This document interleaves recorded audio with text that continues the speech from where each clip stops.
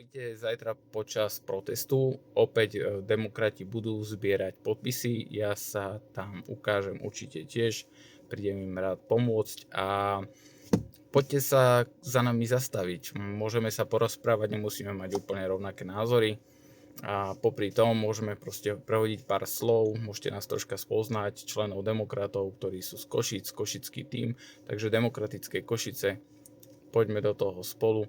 Pokiaľ budete mať záujem, môžete podpísať aj petíciu za predčasné voľby, aby bolo konečne to referendum. Predsa len vidíte, čo sa tu deje na tom Slovensku, že v podstate už si naozaj robia, čo chcú.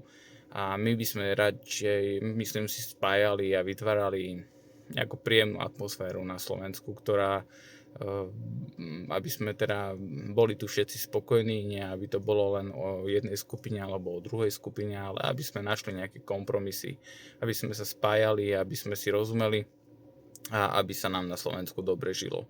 To je asi náš cieľ, to je cieľ demokratov v prvom rade, takže budeme radi, keď prídete a porozprávate sa s nami.